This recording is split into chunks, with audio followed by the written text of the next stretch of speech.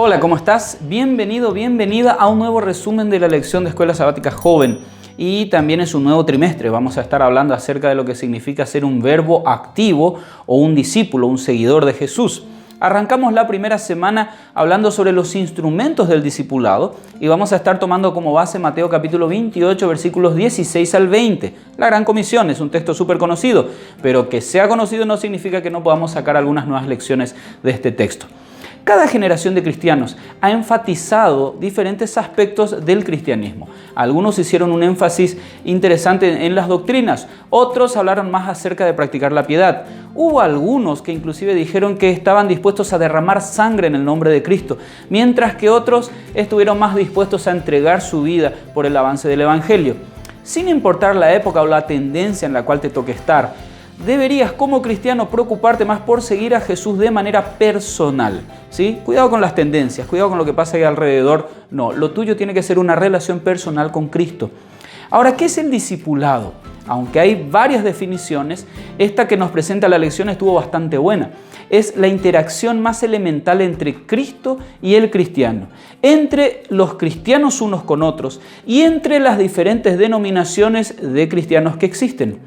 Pero por sobre todo es lo que mantuvo vivo al movimiento cristiano en los últimos 2000 años. Sobre eso vamos a estar hablando en este resumen. El Evangelio de Mateo termina con Jesús despidiéndose de sus discípulos y dejándoles lo que nosotros conocemos hoy como la Gran Comisión. Lo que a veces obviamos es que Mateo 28:20 también nos presenta la gran promesa de que Jesús estará con nosotros todos los días hasta que Él regrese. Es decir, mientras que cumplimos sus órdenes, sus mandatos, Él mismo nos acompañará incluso, o mejor, más todavía, en el proceso de discipulado que Él mismo nos ordenó que hagamos. Tenemos 4 verbos en la Gran Comisión que, en nuestras traducciones modernas quizás parecen todos iguales, no hay ninguna diferencia específica entre uno y otro, pero en el griego koiné, que es el idioma original en el que se escribió este Evangelio, realmente sí aparecen diferencias. Hay un verbo que es principal y hay 3 verbos que están en un modo llamado participio, es decir, son como verbos secundarios que no son el centro del texto, pero nos ayudan a entender cómo se logrará esta acción principal que está en el texto. Muy bien, acelerando las cosas te comento que el verbo principal en realidad sería hacer discípulos o discipular, como diríamos hoy en día. ¿Cuáles son los verbos participios entonces? Bueno, ir es el primer verbo participio. Mientras se avanza, más o menos sería la traducción al español.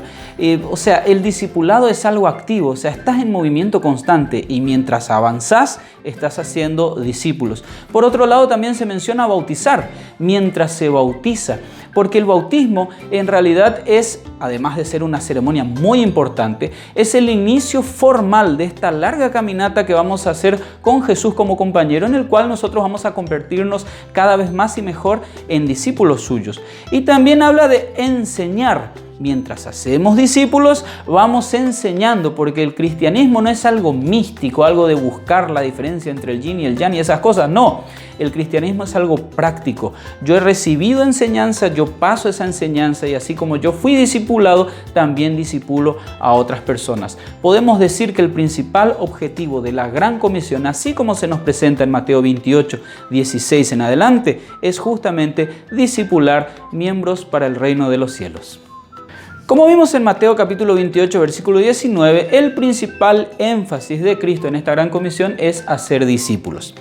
Ahora bien, si te pones a analizar el ministerio de Cristo en esta tierra, vas a darte cuenta que Él invirtió en la gente, ¿sí? No vemos a Jesús, aunque sí hay muy buenos sermones registrados en los evangelios, pero no lo vemos predicando tanto, no lo vemos escribiendo libros ni fundando instituciones educativas. Hoy día nosotros tenemos todo eso y no está mal que lo tengamos, pero siempre el concepto es seguir el ejemplo de Cristo. Y Jesús fue a buscar a las personas, a entrenarlas para que sean discípulos y a su vez sean discipuladores. En otras palabras, la principal herramienta en el discipulado siempre van a ser personas como vos y yo, que vamos a decidir ponernos al servicio del Señor y alcanzar a aquellos que todavía no le conocen. Tenemos que resaltar 2 aspectos sumamente importantes aquí.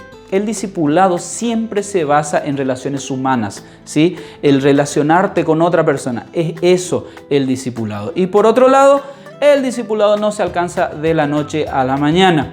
así como cualquier cosa en la cual quieras ser bueno en esta vida, en el discipulado también tenemos que entrenarnos, tenemos que prepararnos, tenemos que dedicar tiempo, tenemos que a veces motivarnos incluso. Ojo que yo mencionaba lo de los libros y las instituciones, esas cosas no están mal, ¿sí? Son justamente cosas que hasta la iglesia tiene para poder ayudarnos a mejorar en esto y alcanzar todos siempre el mismo objetivo, que es salvar almas.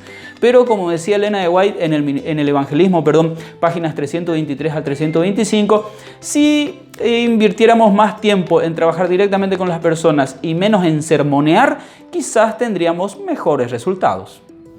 En el libro Servicio Cristiano, en la página 149, Elena de White nos describe el ministerio de Cristo cuando estaba aquí en esta tierra. Jesús veía en toda persona a un ser que debía ser llamado a su reino.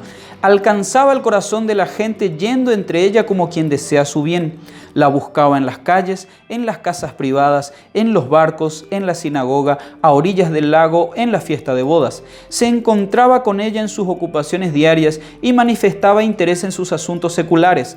Llevaba sus instrucciones hasta la familia, poniéndola en el hogar bajo la influencia de su presencia divina. Su intensa simpatía personal le ayudaba a ganar los corazones.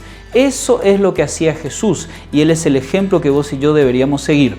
Basado en todo lo que hablamos ahora, ¿hay alguna decisión que tengamos que tomar? ¿Será que hay algún área de nuestra vida que por ahí falta pulir para que realmente podamos ser discípulos de Jesús por un lado y discipuladores por el otro? Te dejo estas preguntas para que las contestes en oración. Que Dios te bendiga y que sigas disfrutando de un excelente día.